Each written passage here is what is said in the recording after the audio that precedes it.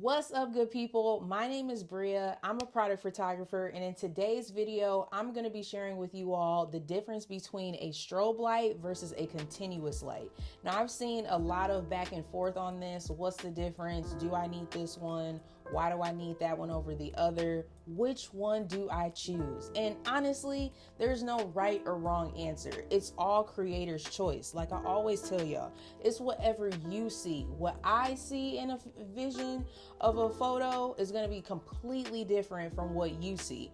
But I'm still going to break down the exact difference between a strobe light and a continuous light to help you decide or to mix things up in your shots. A strobe light, we're going to talk about a strobe light first. Strobe lights, I feel like a lot of times photographers, especially beginner photographers, stray away from. But I don't want you to stray away from it. I want you to embrace it. Why? Because your girl was avoiding them for a long time. When I mean a long time, a couple years. And I don't want that to be you. I want you to conquer your fears and go for it. So strobe lights are just what they are, a strobe light. They are a burst of light. They can create a dramatic effect. They can create a nice soft blemish effect depending on how you set them up. So if you have them exposed without the diffuser on them, with the bulb completely exposed, it's going to create a more dramatic, harsh effect depending on how you're shooting with it, versus if you have a diffuser on it, it's going to create a nice soft blemish light. It's going to be very almost like ethereal depending on how close or how far away you have it for your shot. Strobe lights are awesome because they're basically like the big daddy of a speed light. Okay, so a speed light is the smaller flashes that you would attach directly to your camera, but a strobe light actually communicates to a small remote that attaches to your camera, and then once you hit the trigger, it will create that quick burst of light and then it goes dark again. It does not stay on the entire time for you to shoot. Now, a continuous light is just what it says, a continuous light.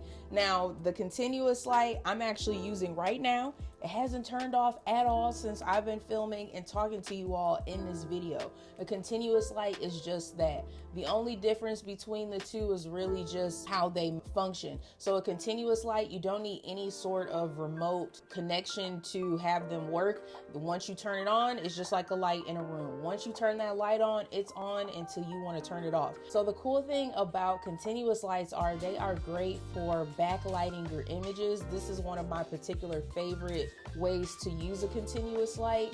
They add that little burst of oomph in your photos. Instead of just keeping things flat, if you just use a one light strobe setup, you can actually use continuous lights to backlight your images.